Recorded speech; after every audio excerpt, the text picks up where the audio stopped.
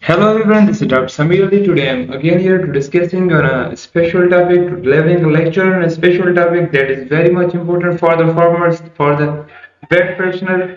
Hope that after watching this lecture, they will be able to diagnose the case of the milk fever, they will be able to treatment the case of the milk fever, they will be able to prevent the case of the milk fever, means that they will get the hand on the milk fever, they will get the good grip on the milk fever. So this is the milk fever. If we talk about their synonyms, if we talk about their similar names, it had a parturient paralysis and a hypoglycemia.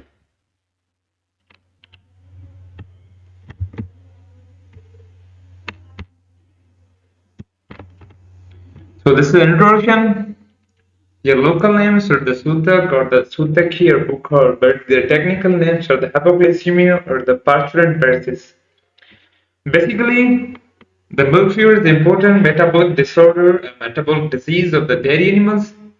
It is usually seen at the calving and is due to the low calcium in the blood, means the TREM, the TREM is hypoglycemia.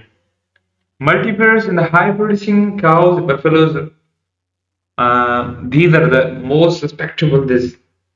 The economic losses are due to its effect on the milk production, following milk fever episodes, cost of the prevention and the treatment as well, death of the animals. If we talk about the etiology, if we discuss about the etiology is the main thing, and treating a particular case. So this is the milk fever is the caused by a deficiency of the calcium in the blood, means there is a reduction of the calcium, especially in the blood. Many factors are associated the causing, but some of them are given below. Number one is the calving history. It is important that milk fever occurs within 1 to 3 days after the calving, but it can occur before calving is valid. It is because the growing calf and the colostrum drain much of the calcium from the blood to cause its deficiency, means there's a drain the much calcium for your colostrum and the calf growing.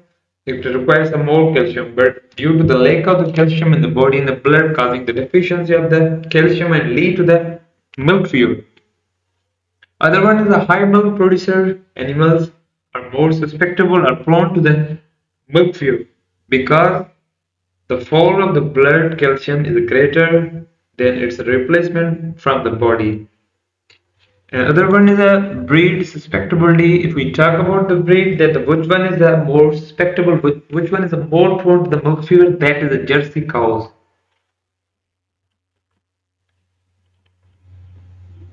Again here, some etiologies, those are associated with the milk fever. Here's a high protein feed. Feeding high protein diet can increase the alkaline pH, and alkaline pH occurs to decrease the calcium absorption, means there's an alkaline pH effect on the decrease the calcium absorption. And acidic feeding hay and grains prior to the calving can result in acidic pH, which favors the calcium mobilization from the bone and absorption from the intestine. Both prevent the milk fever. And here's a body condition. The cows with a good body condition are at greater risk of the hypoglycemia than thin cows. It is due to the more feed and a calcium intake and a more milk production at the calving and leading to its losses in the blood. So here are some clinical signs of the milk fever, because clinical signs is very much important, because if we recognize the clinical signs, we can get a grip on a clinical signs and we can grip on this case. So number one is anorexia, restless and muscle shivering followed by the general depression. Another one is the lateral staggers, goes down and in a sitting position.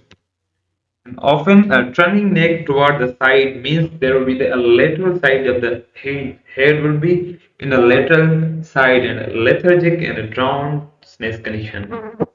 So the key important, if we talk about the key clinical signs, how we can get a grip or how we can recognize that this case is a belongs to the milk fever. This is a key sign that the head will be in a lateral side. The animal will be in a recumbency. Their head will be in the lateral side. You can recognize. It will indicate this is the milk fever, and the body temperature will decrease, and the body and ear becomes cold. Heart rate beats become weak, and respiration becomes slow.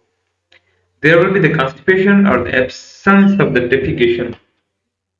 Occasionally, bloat occurs because the animal is in a recumbency. There is no metabolization. There is no any mechanism working in a, especially in a stomach. So therefore, there is a bloat. So look at this a picture of the animal that is suspectable from the milk fever, and the animal is in a recumbency. Their head is in an early stage. This is a downward, but it's a not on the lateral side. So here this is a milk fever, and their head it's a prominent from the lateral side, means it will indicate this is a milk fever. Same typical posture, the partial paralysis, and their head is in the lateral side, then animal recumbent means that there is a milk fever. Typical posture of milk fever in a cow. Cow with the advanced milk fever, again the animal is in a deep milk fever, it's in a lateral recumbency, their head in the back side, their head is in the lateral side. Cow in advanced stage of milk fever, the animal is on the dying condition, it's on recumbency condition. A cow in advanced stage of milk fever, these are same that the animal is a diet, it is the lateral conditions, their head is also the downward. So look at this. This is a subclinical hypoglycemia. If we talk about the subclinical hypoglycemia, listen, listen the key point that is very much important I'm going to discuss here, because every will lead you that this is a milk fever. You also will get the milk. This is the case of milk fever, but in a clinical condition. But if we talk about the subclinical condition of the hypoglycemia, there are the key conditions, there are the key clinical signs that will lead that this is a subclinical hypoglycemia.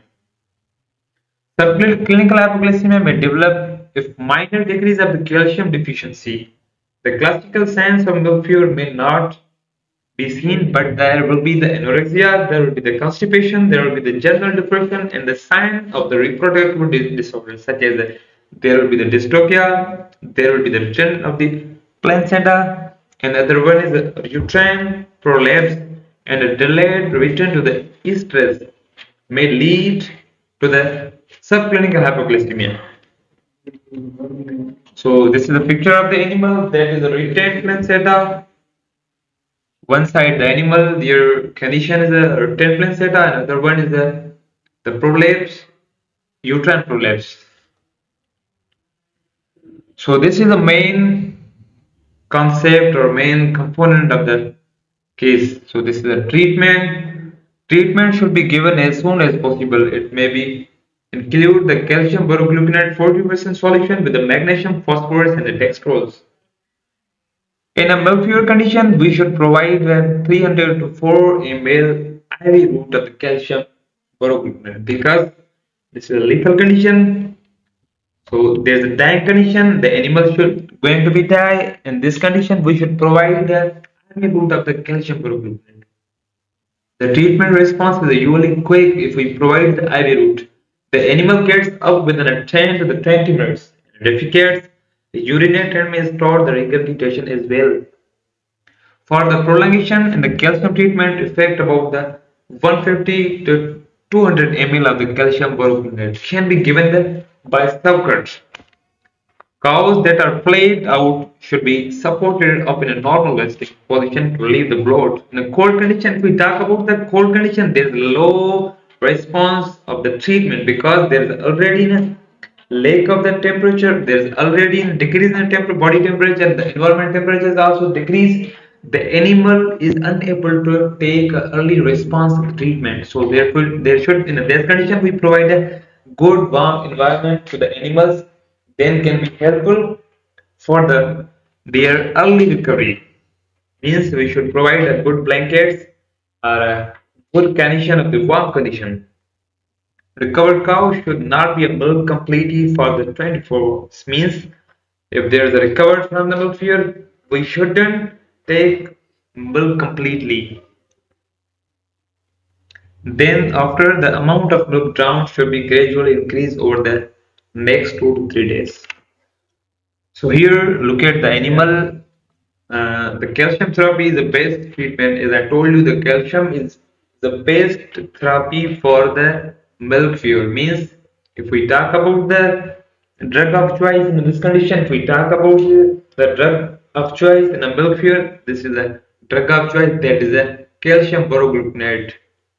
There should be an IV condition, but not in a subcutaneous because this is a lethal condition. So we should provide the best route that is IV because the IV is a response within a 2 to 3 minutes.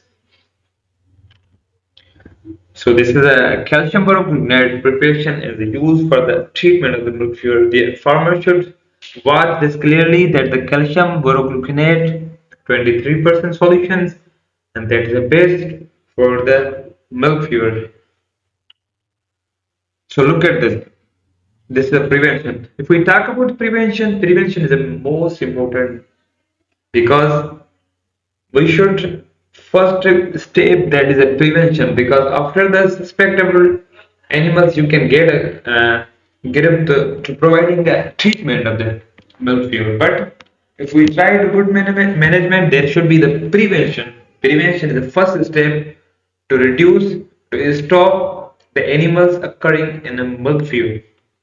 So on the top there is a feed management, the prevent the pregnant cows should get be kept on a low calcium and a low potassium diet, particularly last 2 to 3 weeks before the calving. Means last 2 to 3 weeks before the calving, we should provide them low calcium and low potassium diet.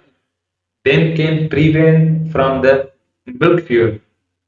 This stimulates their calcium regulatory system by mobilizing the body storage of the calcium, especially in the bones. When the demand for the calcium increases as the calving, it can be mobilized much more rapidly from the bone. Therefore, the prevention of the milk fever occurs. And again, here the alfalfa and other green fodders should not be given at the close up, means at the time of the 2 to 3 weeks before the parturition, as these contains high protein, calcium, and potassium contents, particularly to multipurpose overweight. Again, here the Jersey cows that is the more susceptible to the milk fever. And this is also the best source to prevent the milk fever. That is incomplete milking for 2 to 3 days may be good to prevent the milk fever. Feeding hay and grains at the 2 to 3 weeks before the calving is recommended to prevent the milk fever. So thank you so much. This is all about the milk fever. I think you have gotten a good point. You have gotten a key point regarding the milk fever. Now you will be able to recognize the milk fever case. Now you will be able to recognize that how to treat the milk fever case and how you should prevent that from the milk fever. Hope the farmers will be able to recognize the milk fever condition as well as the vet practitioner. Thank you very much.